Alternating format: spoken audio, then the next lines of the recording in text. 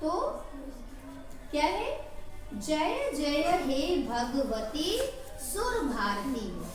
तो भगवती माने देवी, सुर भारती माने सरस्वती देवी, वाणी की देवी। क्या हो? आपकी जय हो। और आपकी जय खाली जयकारे लगाने से नहीं होती है। सरस्वती देवी की जय पता लगा, जयकारे लगाए और 2 मिनट बाद शुरू गालियां शुरू। किसी हम कहते गाली ही ना दे, कुछ लोग ना जो सामने नहीं बोल पाते हैं वो दूसरे से उसकी बुराई तो बुराई करना भी उनको पसंद नहीं है। सरस्वती जी होती है ज्ञान की, है ना। आप किसी को ज्ञान दीजिए, अपनी तरफ से अच्छा बोलिए, अच्छी बातें बोलिए, किसी को आशीर्वाद दीजिए। कोई बच्चा है कोई तो उसको बोलिए वाह भैया तुम खूब बड़े हो जाओ, तुम खूब अच्छा पढ़ाई करो, तुम खूब नाम रोशन करो। कोई छोटा है तो उसको बोलो वाह भैया, कोई बहुत बड़ा प्यारा हो जाए। बड़े हैं तो उनको नमस्कार करिए, प्रणाम करिए, मतलब कुल मिला के अच्छा बोलिए। क्यों? क्योंकि आज सबको पता चल गया कि वाणी में कौन रहता है? सरस्वती माता। और कौन सी देवी? सरस्वती देवी। ठीक है। तो तव चरणों प्रणमामः। तव माने आपके, चरणों, चरण होता है एक, चरणों मतलब जोड़ा, है ना। तव चरणों प्रणमामः। आपके चरणों में क्या है? प्रणाम है ना। जब भी कोई हमारे यहाँ बड़ा होता है, कोई आदरणीय होता है तो हम उसे प्रणाम करते हैं, उसके पैर छूते हैं। ठीक है। नादत्वमयी जय वागीश्वरी शरणं ते गच्छामः। नादत्वमयी वागीश्वरी शरणं ते गच्छामः। नादत्वमयी मतलब ये ब्रह्म स्वरूपणी होती है, नादत्वमयी। और इनका एक नाम और है वागीश्वरी, ये इनके पर्यायवाची हैं। ठीक है। सरस्वती, सुर भारती, वागीश्वरी और नवदत्तमयी मतलब होता है ये ब्रह्म स्वरूप वाली होती है। ब्रह्म स्वरूप मतलब ब्रह्मा जी, ये ब्रह्म स्वरूप देव स्वरूप वाली है। शरणं ते गच्छामः। शरणं माने शरण में, ते माने तुम्हारी, बल्कि हम बोलेंगे आपकी, है ना। गच्छामः मतलब आपकी शरणों में आए हैं। ठीक है। त्वमसि शरण्या त्रिभुवन धन्या। त्वमसि शरण्या त्रिभुवन धन्या। त्वमसि माने तुम्हारे, आपके, शरण्या शरण में आने से, आपकी शरण में आने से, त्रिभुवन धन्या। त्रिभुवन मतलब पूरे तीनों लोक। तीनों लोक कौन से होते हैं? देवलोक, पृथ्वी लोक, पाताल लोक। देवलोक ऊपर, बादलों के ऊपर, जहाँ हम ये मान के चलते हैं कि देवता जी बैठे हुए हैं। पृथ्वी लोक हम लोग, और पाताल लोक में भी हम लोग कहते हैं ना कुछ लोग रहते हैं। कभी कभी नाग लोक को भी पाताल लोक बोला जाता है, दैत्य लोक को भी पाताल लोक बोला जाता है। कुल मिलाकर के ये तीनों लोक वाले सभी तो ज्ञान चाहते हैं भाई। जैसे राक्षस है, दानव है, नाग है। नागों को भी बड़ा होशियार माना गया। क्यों? भाई वो अपना रूप बदल लेते हैं, और रूप बदलने के लिए भी ज्ञान चाहिए होगा ना भाई। अगर हमें आपको मेकअप करने के लिए ज्ञान ना हो, दिमाग ना सही हो, फिर चोटी करके दिखाओ, अच्छे से हो जाएगी भला? अच्छे से ड्रेसिंग सेंस आएगा? नहीं आएगा। तो वो तो अपना पूरा का पूरा रूप बदल लेते हैं नाग लोक वाले, राक्षस वाले भी। देखिए ना रामायण में, देवता तो भाई ज्ञानी होते ही होते हैं, उनकी क्या ही पूछना, और हम लोग तो हैं ही हैं साधारण मनुष्य। कहने का मतलब तीनों लोकों के जितने भी तीनों लोकवासी सब इनकी शरण में आने से धन्य हो जाते। धन्य होना मतलब उनका कल्याण हो जाता है। जिस पर भी माँ सरस्वती की कृपा हो जाए उसकी सभी वंदना करते हैं, चाहे वो एक साधारण मनुष्य ही क्यों ना हो। अभी आपके गांव में ही कोई एक ऐसा बच्चा हो जिसके पास कुछ ना हो, उसके मम्मी पापा मान लीजिए बिल्कुल एक रहने के लिए कमरा मुश्किल से है, खेत भी नहीं है, कुछ नहीं है, लेकिन अगर उस बच्चे में सरस्वती की कृपा हो जाए, सरस्वती कृपा का मतलब वो शिक्षा में, ज्ञान में, बोलचाल में भी बहुत अच्छा हो जाए, तो क्या होगा, सभी लोगों के लिए 2-4-10 साल बाद वो बिल्कुल आदरणीय हो जाएगा। हो जाएगा, कुछ भी होगा, हो सकता है उसकी आयु 20 वर्ष ही हो और 50 वर्ष वाले, 80 वर्ष वाले उसको बुला के सलाह लेंगे, बउआ जरा ये बताओ, ये काम करना है गांव में, करी कि ना करी, बउआ हमारे यहाँ बेटी ये काम हुआ है, ये समस्याएं चल रही, जरा इसका हल बताओ। या जिसकी वाणी बहुत अच्छी होती है, तो क्या होता है, कोई दुखी है, कोई परेशान है, कभी अपने घरों में देखिएगा, घर परिवार में पापा है, मम्मी है या कोई भी है, कभी कोई बहुत परेशान होता है, जीवन में परेशानियां आती रहती हैं, तो वो लोग किसी खास को फोन लगाते हैं। हो सकता है मम्मी अपनी बहन को लगा लेती हो, पापा अपने भाई को लगा लेते हो, या मम्मी अपनी मम्मी को लगा लेती हो, या मोहल्ले में पड़ोस में कोई ऐसा हो। क्यों? क्योंकि उनको लगता है कि हम उनसे अपनी तकलीफें बोलेंगे, अपनी समस्याएं बोलेंगे और वो हमें इतने अच्छे ढंग से समझाएंगी कि हमारा मानसिक चीजें शांत हो जाएंगी। तो वो भी सरस्वती की दया होती है कि हम किसी की बातों को सुन करके उसको बहुत अच्छे से समझ करके उसको समझाते हैं। तो कुल मिलाकर के जब कोई माँ सरस्वती के चरणों में होता है तो तीनों लोकों में कोई भी हो उसका कल्याण हो जाता है, वो धन्य हो जाता है। इसीलिए भाई आपको भी ये सरस्वती का मंदिर ही है ना, इसको आने में परहेज मत करा करिए। सही कह रहे हैं ना? आते रहेंगे, घंटी बजाते रहेंगे, वैसी वाली घंटी नहीं है, यहाँ पढ़ाई वाली घंटी है, बजाते रहेंगे तो एक ना एक दिन तो माँ प्रसन्न हो ही जाएगी, और जिस दिन वो खुश हो गई और आप उसकी दया आप पर हो गई, भाई कल्याण हो जाएगा। गलत कह रहे हैं? गलत कह रहे हैं? जिनको ज्ञान है, देखिए आजकल तो यूट्यूब वगैरह में लोग अच्छी अच्छी बातें बोल के करोड़ों व्यूज ले रहे हैं। गलत कह रहे हैं? और उससे उनको पैसे भी आ रहे हैं, है ना, सिर्फ अच्छी बातें बोल करके। तो कम से कम उसी लाइक होइए। जब ज्ञान आ जाएगा तो आप कहीं ना कहीं कुछ ना कुछ तो अच्छा कर ही लोगे। ठीक, तो तोमसी शरण्या त्रिभुवन धन्या, ये हो गया। सुर मुनि वंदित चरणा, सुर मुनि वंदित चरणा। सुर, ये पूरा एक शब्द है, सुर मुनि वंदित चरणा। इसके 4 क्या है, भाग है। पहला भाग है सुर। सुर माने क्या होता है, देवता, क्योंकि असुर माने होता है राक्षस या दानव। याद आया? सुर माने होता है देवता और असुर माने होता है राक्षस। ठीक है, गंगा जी को भी सुरसरी बोला गया है। सुरसरी, सुरसरी माने देवताओं की नदी। ऐसे ही जोड़ते जाइए कि गंगा जी को सुरसरी बोला गया है। सुर माने देवता, असुर माने राक्षस, 3-4 चीजें आपकी तैयार हो जाती है। भागीरथी, क्योंकि भागीरथ उनको लेके आए थे, है ना। मुनि, मुनि माने ऋषि मुनि।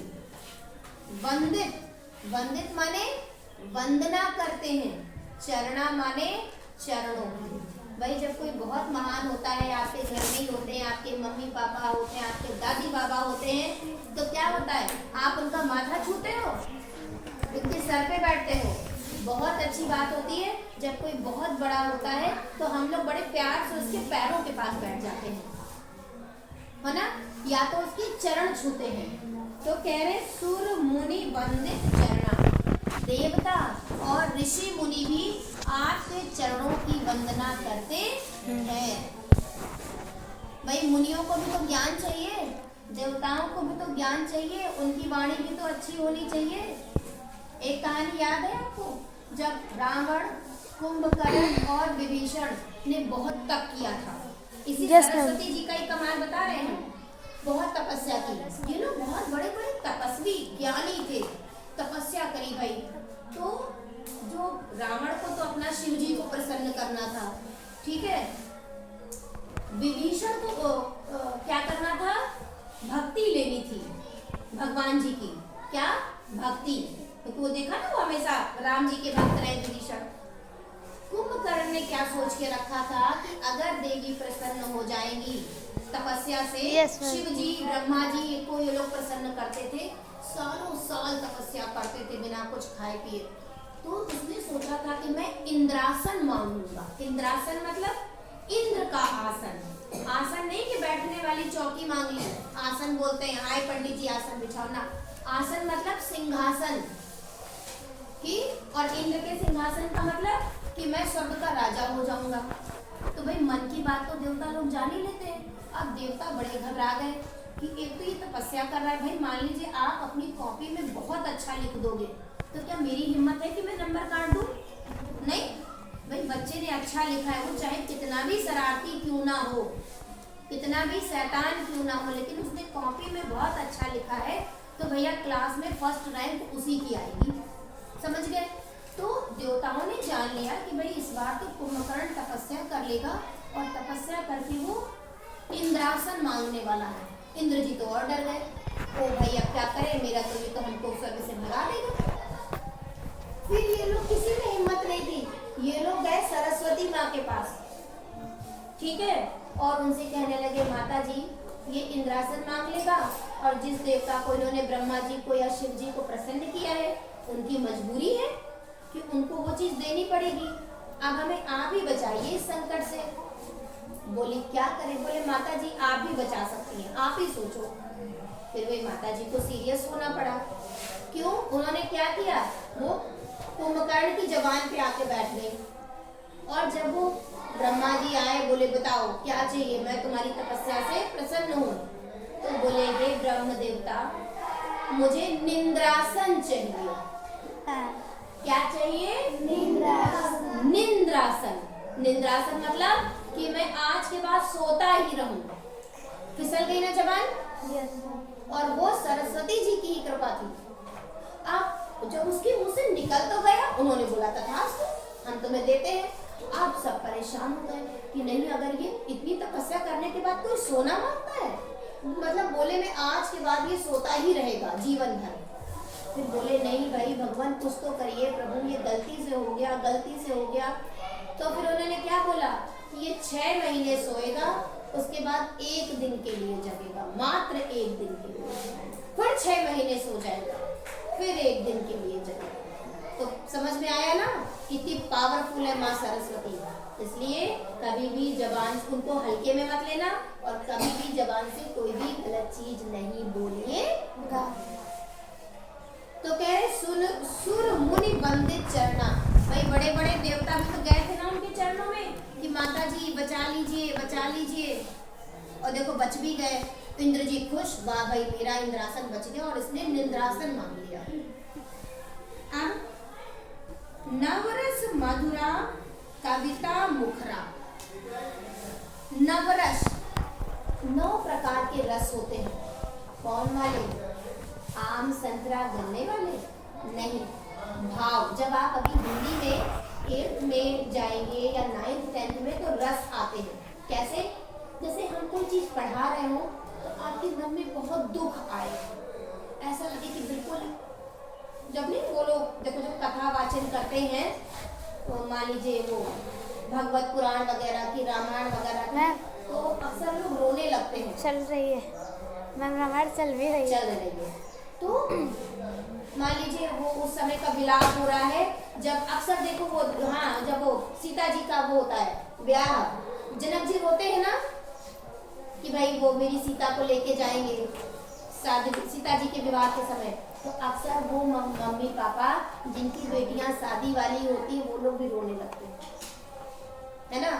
जब उनको शक्ति लगती है लक्ष्मण जी को, उस समय का जब सीन चल रहा होता है तो भी कुछ लोग रोने लगते हैं कि राम जी कहते हैं मेरा भाई नहीं तो दुनिया में कुछ भी नहीं। या जब वो राम जी और सीता जी पहली बार मिलते हैं वाटिका में, ठीक है, जब वो बता रहे होते हैं तो कुछ लोग कुछ और ही सोचने लगते हैं, वाह भाई वाह हम भी किसी से पहली बार मिलेंगे।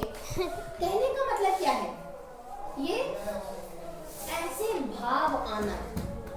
तो एक क्या हुआ, जब रोना आया तो उसे बोलते हैं करुण रस।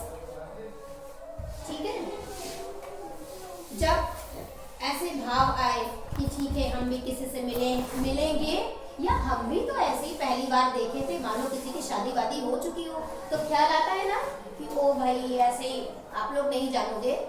तो वो क्या हुआ, श्रृंगार रस। कभी कभी ऐसा कुछ वर्णन होता है कि युद्ध में सबके सर कटे पड़े हुए थे, किसी का हाथ यहाँ पड़ा, किसी का सर यहाँ पड़ा, तो मन में बड़ी अजीब सी फील आती है, ओ भाई कितना भयानक होगा। उसे कहते हैं घृणा रस, समझ रहे? तो इसी, या जैसे अभी हम आपको बोले खूब लड़ी मर्दानी, वो तो झांसी वाली रानी थी, आप बिल्कुल सीना तान के खड़े हो जाओगे, हाँ बिल्कुल हम तो झांसी वाली रानी है। आता है ना ऐसा फील? कोई बहुत अच्छे से सुनाएगा तो मन में ऐसे भाव आते हैं, उसे बोलेंगे वीर रस। वीर रस। तो इसी प्रकार के 9 रस होते हैं, समझ गए? वीर रस। तो नवरस मधुरा कविता मुखरा। जब आप प्रसन्न होती हो देवी माँ, तो 9 रसों से युक्त कविता मुख से निकलती है। नवरस मधुरा कविता मुखरा। हे माता, जब आप प्रसन्न होती हो तो 9 रसों से सुशोभित कविताएं बनती हैं, है ना? कभी कोई होता ना, कोई गाना सुनाता है, मान लो नॉर्मल, तो कहते ना भाई एक लता जी की आवाज है, या कोई आप ही हमारे बीच से कोई इतना अच्छा गाना गाए कि बस लगता है ऐसे करके सुनते ही रहे, वाह भाई वाह, कितना अच्छा गाया। तो ये किसकी दया होती है? सरस्वती की, कि जब वो प्रसन्न होती है तो हमारे हर बात में, अगर हम कोई दुख की बात सुना रहे होंगे तो बिल्कुल बच्चों के मन में दुख आ जाएगा। वो भाई हमने बोला बेटा वीरता की बात सुना रहे, देश प्रेम की, तो बस बच्चों को लगा अब तो हम बड़े होके बिल्कुल देश की रक्षा ही कर देंगे। तो इन्हीं की दया से ही इन रसों से युक्त कविताएं गुंजायमान या होती है या मुख से निकलती।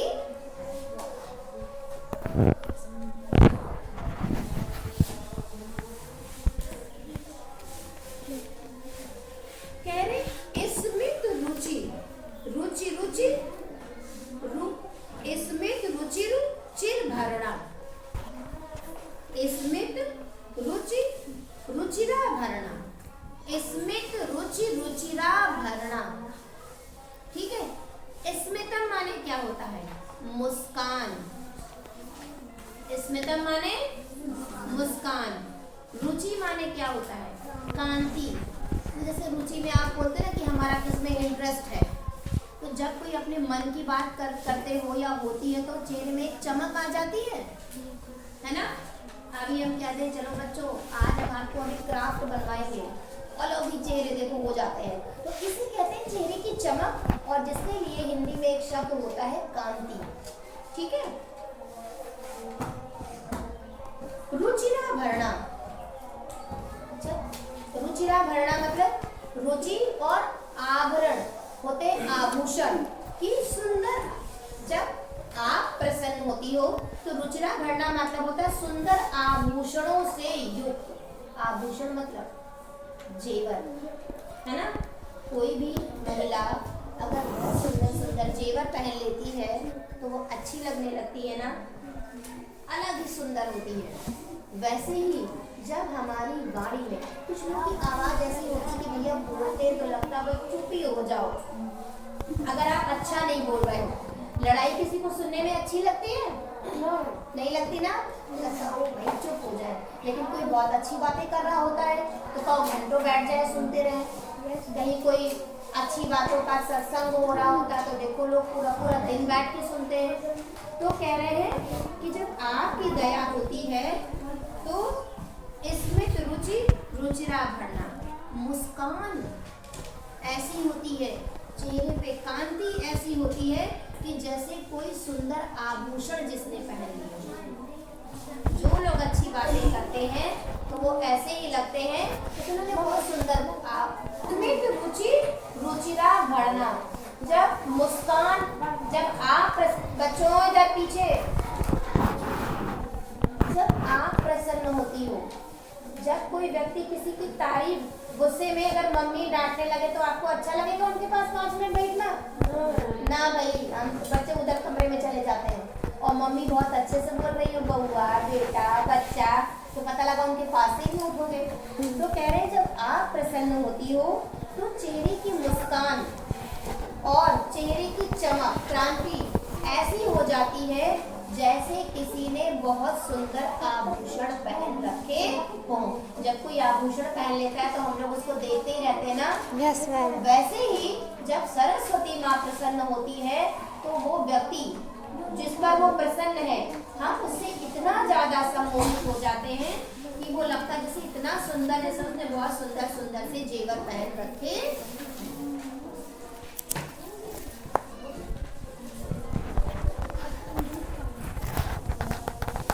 कह रहे आसीना भव मान सहसे, आसीना भव मान सहसे, कुंद तुहिन ससी धवले, कुंद तुमिन तुहिन कुछ ससी धवले। धवले।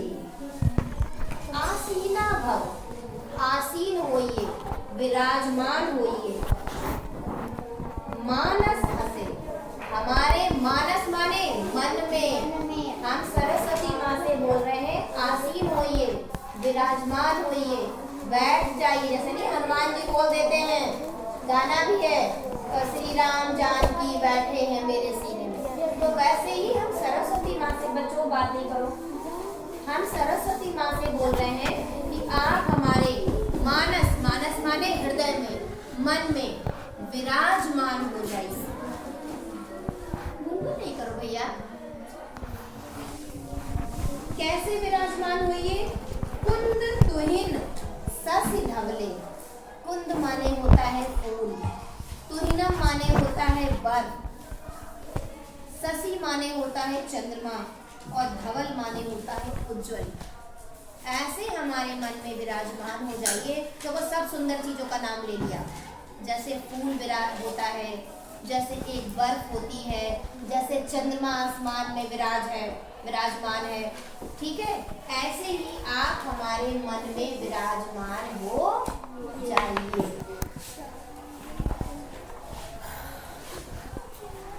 हर जड़ताम, हर जड़ताम कुरु बुद्धि विकासाम।